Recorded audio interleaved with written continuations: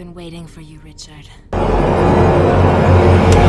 Hello दोस्तों, horror land में आपका स्वागत है। दोस्तों, आज हम जिस मूवी को देखने वाले हैं, इस मूवी का नाम है सेवरेंस।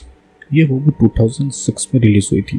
पास्ट में की गई गवर्नमेंट की गलतियां फ्यूचर में नॉर्मल लोगों को किस तरह अफेक्टेड कर सकती है। क्या नॉर्मल लोग बाद में इन गलतियों को सुधार पाएंगे या फिर गवर्नमेंट का गुस्सा नॉर्मल लोगों पर ही उतरेगा, ये हम आज की कहानी में देखने वाले हैं। दोस्तों, मूवी की कहानी शुरू होती है ओल्गा और मैगी नाम की दो लड़कियों से, जो कि फॉरेस्ट में किसी से जान बचाकर भाग रही थी और उनके पीछे जॉर्ज नाम का एक आदमी भाग रहा था। लेकिन दोनों लड़कियां जॉर्ज से नहीं भाग रही थी, बल्कि कोई अनजान पर्सन उन तीनों को मारने के लिए उनके पीछे भाग रहा था। फिर गलती से ओल्गा और मैगी एक गड्ढे में गिर जाती है और जॉर्ज उनकी हेल्प के बिना वहां से भाग जाता है। ओल्गा और मैगी अपने कपड़े उतारकर उनको रोप बनाकर गड्ढे से निकलने की कोशिश कर रही थी, तो दूसरी तरफ जॉर्ज एक ट्रैप में फंस जाता है और एक आदमी चाकू से काट काट कर जॉर्ज को मार डालता है।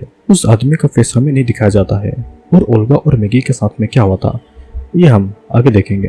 तो अब कहानी फिर palisade defence military arms cooperation company के कुछ कलीग्स की तरफ आती है, जिनके नाम में नाडिया, स्टीव, हैरिस, गॉर्डन, जिल, रिचर्ड, बिली और उनका बस ड्राइवर सैंडर।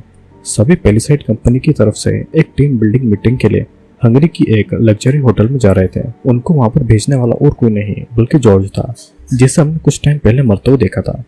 जॉर्ज उनका बॉस था और वहां लॉज में उनका वेट कर रहा था, और बस के टीममेट्स का बॉस रिचर्ड था। गॉर्डन बस में एक नशीला मशरूम खा रहा था, जिसके बारे में वो नाडिया को बताता है। फिर अचानक उनकी बस रुक जाती है क्योंकि रोड के आगे एक पेड़ गिरा हुआ था और बस आगे इस रास्ते से नहीं जा सकती थी। तो इसलिए रिचर्ड ड्राइवर को फॉरेस्ट के बीच से एक दूसरा कच्चा रास्ता लेने को कहता है। लेकिन ड्राइवर ने उस रास्ते के बारे में बहुत ही बुरी बातें सुनी थी, तो इसलिए वो उनको उस रास्ते से नहीं ले जाने वाला था। रिचर्ड और ड्राइवर के बीच में आर्गुमेंट होती है और ड्राइवर सभी को उस बस से उतारकर वापस चला जाता है। हैरिस ड्राइवर के साथ वापस जाना चाहता था, लेकिन ड्राइवर उसके लिए नहीं रुकता है और मजबूरी में सभी को पैदल ही फॉरेस्ट के बीच से उस लॉज तक जाना पड़ता है। यहाँ पर मशरूम की वजह से गॉर्डन अजीब अजीब हरकतें कर रहा था, और जब वो एक जगह पर यूरिन कर रहा था तब हम वहाँ पर किसी डेड बॉडी को देख पाते हैं, लेकिन किसी का भी ध्यान वहाँ पर नहीं जाता है। नाडिया गॉर्डन के हाथ में एक रस्सी बांधकर अपने साथ में ले जाने लगती है। फिर फॉरेस्ट के बीच में उनको एक एनिमल की आवाज भी सुनाई दे रही थी, लेकिन फिर भी वे लोग आगे बढ़ रहे थे। उनके पीछे से एक भालू गुजर रहा था, लेकिन उनको इस बात का पता नहीं चलता है। फिर कुछ ही टाइम के बाद में सभी उस लॉज तक पहुंच जाते हैं, लेकिन वो लॉज कहीं से भी लग्जरी नहीं लग रहा था, ना ही उनको वहां पर वेलकम करने के लिए जॉर्ज था, और सभी बहुत ही गुस्सा हो रहे थे। लेकिन रिचर्ड सभी को वहां पर रहने के लिए मना लेता है। यहाँ पर मशरूम की वजह से गॉर्डन की हालत और बुरी होती जा रही थी और वो अलग अलग चीजों को हेलुसिनेट कर रहा था। हैरिस के कहने पर वो सोने के लिए चला जाता है और बाकी लोग उस जगह को अलग अलग होकर एक्सप्लोर करने लगते हैं। हैरिस यहाँ पर बेसमेंट जाता है, जहाँ पर कुछ फाइल और एक स्केलेटन उसे मिलता है। फाइल में कुछ लोगों की इन्फॉर्मेशन थी, लेकिन हैरिस वो पढ़ नहीं पाता है क्योंकि फाइल रशियन लैंग्वेज में लिखी हुई थी। दूसरी तरफ स्टीव एक गंदे स्विमिंग पूल के ऊपर कूद रहा था, जिस वजह से वो उस पूल में गिर जाता है। रिचर्ड यहाँ पर अपने रूम में था, तभी उस रूम के बाहर किसी के होने का उसे एहसास होता है। रूम के बाहर फ्लोर पर नाडिया के रूम तक खून के मार्क थे, और रिचर्ड जब नाडिया के रूम में जाता है तो वो नेकेड सो रही थी। नाडिया रिचर्ड को इंटीमेट होने के लिए उसके पास में बुला रही थी, और यह सुनकर रिचर्ड बहुत खुश हो जाता है। लेकिन वो नाडिया नहीं बल्कि हैरिस था, जो कि रिचर्ड के साथ में प्रैंक कर रहा था, और गुस्से में रिचर्ड हैरिस को चाकू से वार करके मार डालता है। अब एक पॉइंट पर हमें ऐसा लगता है कि किलर रिचर्ड है, लेकिन ऐसा नहीं था। रिचर्ड ये सब सपना देख रहा था। अब रात को सभी लोग डिनर टेबल पर बैठे थे। स्टीव उनके सामने एक पाई लेकर आता है और हैरिस, जिल, बिली और गॉर्डन उस पाई को खाने को लगते हैं और साथ ही उस जगह की हिस्ट्री की बातें भी करते हैं।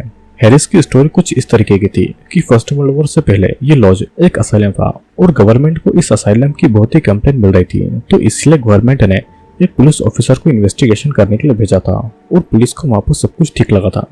बस वहां के पेशेंट कुछ ज्यादा ही चिल्ला रहे थे। असल में जो सेल में बंद थे वो डॉक्टर्स और हॉस्पिटल के स्टाफ ही थे, और मेंटल पेशेंट सेल के बाहर डॉक्टर बनकर बैठे हुए थे। मेंटल पेशेंट्स पुलिस ऑफिसर को भी मार डालते हैं, और तब गवर्नमेंट ने पेलिसाइड कंपनी को भेजा था उन पेशेंट्स को मारने के लिए। पेलिसाइड कंपनी ने एक पॉइजन गैस का यूज करके सभी पेशेंट को मार डाला था, लेकिन एक पेशेंट बच जाता है, और उसका क्या हुआ ये किसको कुछ नहीं पता चलता है। लेकिन लोगों का ऐसा कहना था कि वो पेशेंट पेलिसाइड कंपनी से नफरत करता है और मौका मिलते ही उनके वर्कर को मार डालता है। जिसके बाद में जिल उनको अपनी स्टोरी सुनाती है कि यहाँ पर रशियन वॉर के क्रिमिनल को रखा जाता था जिनको गवर्नमेंट ने पेलिसाइड कंपनी के पॉइजनस गैस का यूज करके मार दिया था, क्योंकि वे क्रिमिनल सिटीजन को परेशान कर रहे थे और उनको जान से मार रहे थे। उनमें से कई क्रिमिनल्स बच गए थे और आज भी वे लोग यहाँ पर फॉरेस्ट में रहकर उन लोगों को मार रहे हैं। अब गॉर्डन अपनी साइड की स्टोरी बताने लगता है कि वहाँ पर बहुत ही सेक्सी नर्सेस थी जो कि पेशेंट को सेड्यूस करती थी, और वो भी एक दिन उस हॉस्पिटल में गया था और नर्स ने उसको भी बहुत खुश किया था। लेकिन असल बात तो ये थी कि गॉर्डन की स्टोरी एक मजाक थी। अचानक गॉर्डन को पाई में से एक ह्यूमन का दांत मिलता है और उसे देखकर जिल, बिली, हैरिस और गॉर्डन के तो होश ही उड़ जाते हैं, क्योंकि वे लोग ही उसी पाई को खा रहे थे। सभी स्टीव पर गुस्सा करने लगते हैं, लेकिन स्टीव ने उस पाई को नहीं बनाया था। उसे तो घर पर वो पाई मिला था और उसे लगा था कि जॉर्ज ने उनके लिए उस पाई को वेलकम गिफ्ट की तरह बनाया होगा। लेकिन रिचर्ड के मुताबिक जॉर्ज कभी भी उनके लिए वेलकम गिफ्ट छोड़ता ही नहीं है, क्योंकि उसकी ऐसी आदत नहीं थी। स्टीव उस पाई को फेंक देता है और बाकी सभी इस बारे में ज्यादा नहीं सोचते हैं और सोने चले जाते हैं। रात को जब जिल पानी पीने के लिए उठती है तो उसे अपनी बॉडी पर एक स्पाइडर दिखाई देता है, जिसे वो विंडो के बाहर फेंकना चाहती है, और अचानक उसे उसकी विंडो के पास के पेड़ में एक आदमी दिखाई देता है। उस आदमी को देखकर जिल चिल्लाने लगती है और सभी उसके रूम में आ जाते हैं। जिल सभी को उस आदमी के बारे में बताती है। लड़के बाहर चेक करने जाते हैं और उनको पेड़ में लेडर जैसा कुछ भी दिखाई नहीं देता है और वहां पर कोई आदमी नहीं था। जिल अस्थमा की पेशेंट थी, तो इसलिए नाडिया वहां से वापस चलने की बातें करती है, लेकिन रिचर्ड किसी को भी यहाँ से जाने से मना कर देता है। रिचर्ड जिल से प्रॉमिस करता है कि अगर अगले दिन भी जिल जाना चाहेगी तो कल आसपास के लोगों से कार का इंतजाम करके जिल को वापस भेज दिया जाएगा। फिर अगली सुबह भी जिल रिचर्ड से जाने की बात कहती है और तब रिचर्ड जिल और हैरिस को हिल की तरफ जाकर किसी कार के लिए मदद लाने को कहता है, और हिल की तरफ उनको नेटवर्क भी मिल जाएगा तो वे किसी को भी कॉल करके वहां पर बुला सकते हैं। अब हैरिस भी इस बात से खुश था, क्योंकि उसे वैसे भी इस लॉज में नहीं रहना था। फिर उसके बाद जिल और हैरिस मदद के लिए हिल की तरफ जाते हैं और रिचर्ड बाकी सभी को टीम बिल्डिंग का एक गेम खेलने को कहता है। सभी लोग गेम खेलने में बिजी थे। फिर दूसरी तरफ हम देखते हैं कि जिल और हैरिस पर कोई नजर रखे हुआ था और दोनों बात करते हुए जा रहे थे कि तभी उनको उनकी बस बहुत ही खराब हालत में दिखाई देती है, जैसे कि उस बस को किसी ने अटैक कर दिया हो। बस के अंदर खून भी पड़ा हुआ था, लेकिन ड्राइवर वहां पर नहीं था और बस की चाबी वहीं पर थी। हैरिस चाबी अपने साथ में ले लेता है और कुछ दूर आगे जाने पर दोनों को ड्राइवर के डेड बॉडी के टुकड़े दिखाई देते हैं, जिसे किसी ने बहुत ही ब्रूटली मार दिया था। दोनों को समझ में आ जाता है कि इस जगह में कुछ न कुछ गड़बड़ी जरूर है और दोनों बस को लेकर लॉज की तरफ आने लगते हैं। फिर इधर बाकी लोग गेम खेलने में बिजी थे और सभी लोग मिलकर स्टीव को परेशान कर रहे थे। गुस्सा होकर जब स्टीव वहां से जा रहा था तो उसका एक पैर एक बियर ट्रैप में फंस जाता है। बिली और गॉर्डन उस ट्रैप को खोलकर स्टीव के पैर को निकालने की कोशिश करते हैं, लेकिन गलती से उन दोनों ने दो बार उस ट्रैप को फिर से स्टीव के पैर में फंसा दिया था, जिस वजह से स्टीव का पैर उसकी बॉडी से अलग हो जाता है और दर्द से स्टीव चिल्ला रहा था। नाडिया स्टीव के ब्लड को रोकने के लिए बिली के बेल्ट को उसके पैर पर जोर से बांध देती है और तब वहां पर जिल और हैरिस भी आ जाते हैं और दोनों तरफ के लोग अपनी अपनी बातों को एक दूसरे से कहते हैं। सभी को समझ आ गया था कि ये जगह खतरे से खाली नहीं है और वहां पर और भी कई सारे ट्रैप पड़े हुए थे। गॉर्डन स्टीव के पैर को बस के अंदर एक फ्रिज में रखना चाहता है। वो पैर अंदर नहीं जा रहा था तो गॉर्डन उसके जूते को उतारकर उसके पैर को फ्रिज में रख देता है। अब बाकी सब स्टीव को उठाकर बस के अंदर लाते हैं और उसे अब हॉस्पिटल ले जाना बहुत ही जरूरी था, नहीं तो उसका खून बहने के कारण वो मर भी सकता था। हैरिस बस को चलाने लगता है और यहाँ पर हम देखते हैं कि कोई उनके ऊपर नजर रखे हुआ था, जो रोड पर एक ट्रैप रख देता है। उसे ट्रैप में फंसकर बस का एक्सीडेंट हो जाता है और सभी बेहोश हो जाते हैं। फिर रात तक जिल को होश आता है, लेकिन वो अपने दोस्तों को होश में लाने की कोशिश नहीं करती है और बस से बाहर निकलती है। बस के बाहर हैरिस जख्मी पड़ा हुआ था और वो जिल से मदद मांगता है, लेकिन जिल उसकी मदद नहीं करती है और आगे बढ़ जाती है। फिर उसी टाइम वही किलर एक तलवार लेकर हैरिस के पास में आता है और उसका सर धड़ से अलग कर देता है। हैरिस का सर दूर जाकर गिरता है और कुछ देर तक तो हैरिस का सर खुद उसकी बॉडी को देखता है। इधर जिल अकेले जंगल में आगे बढ़ रही थी और उसका सर पर चोट भी लगी थी।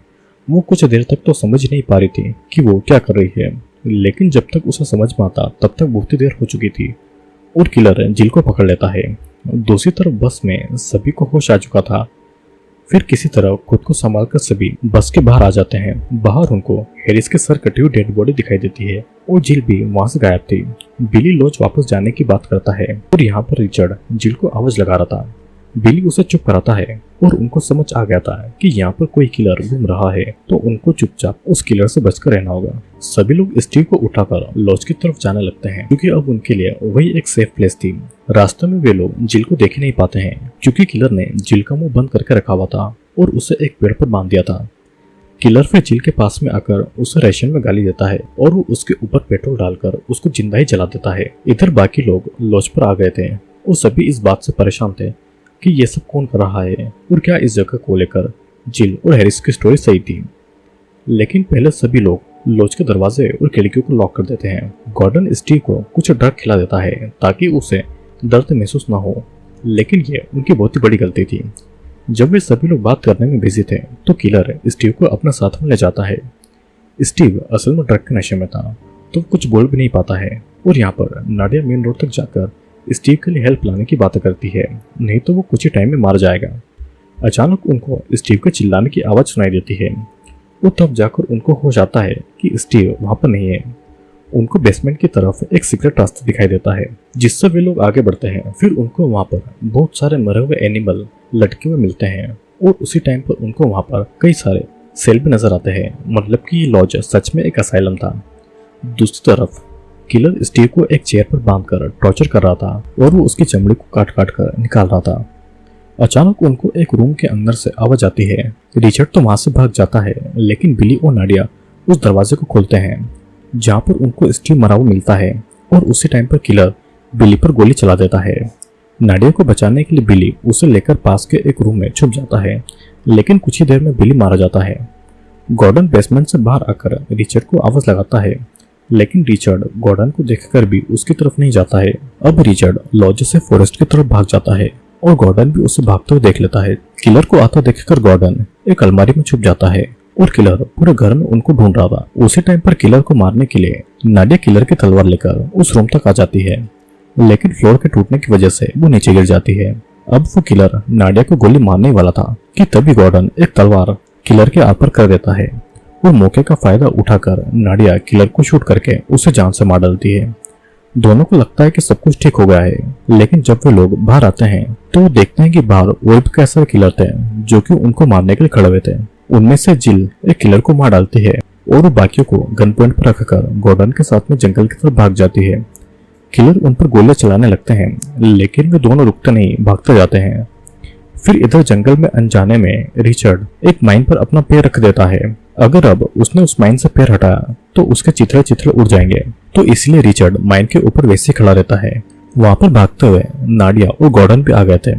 रिचर्ड उनको माइन के बारे में बताता है और उनको आगे बढ़ने के लिए मना करता है। रिचर्ड उनको माइन के बीच से सही रास्ता दिखा देता है और नाडिया और गॉर्डन के आगे बढ़ते ही रिचर्ड किलर का ध्यान अपनी तरफ ले लेता है, लेकिन किलर को पता था कि वहां पर माइन थी, तो इसीलिए वे लोग रिचर्ड के पास में नहीं जाते हैं।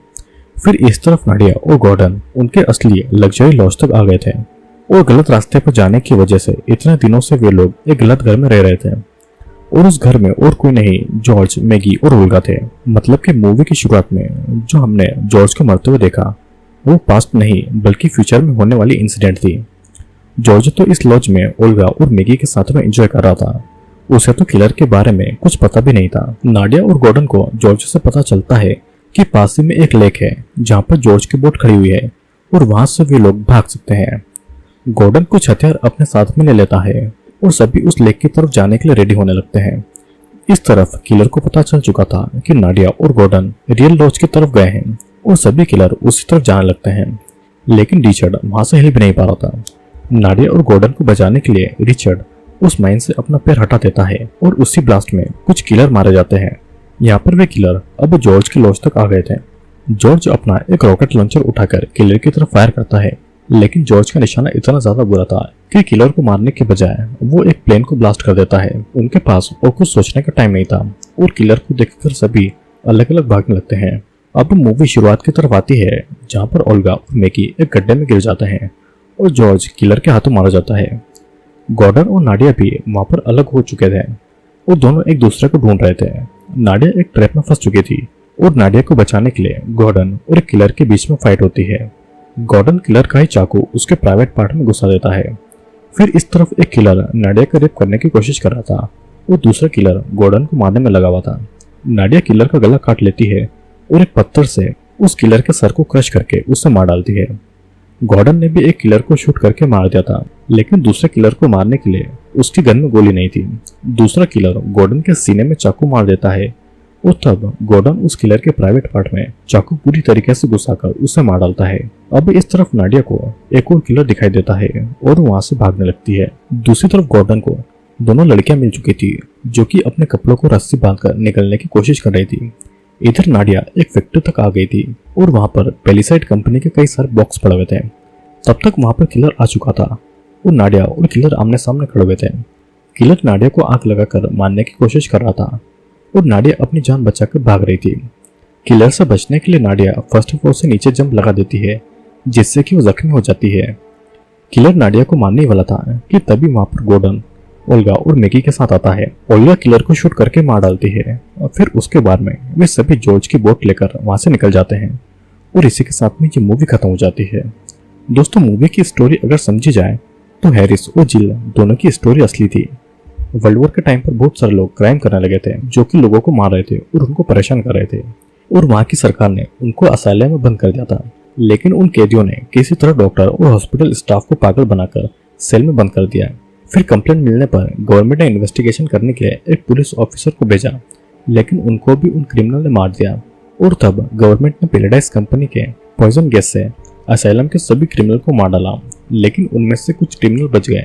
पेलिसाइड कंपनी से जो भी वहां पर आता था वे लोग उनको ब्रूटली मार देते थे। लेकिन मूवी के आखिर में नाडिया, ओल्गा, मैगी और गॉर्डन के हाथों सभी क्रिमिनल मारे गए और बचकर वहां से निकल गए।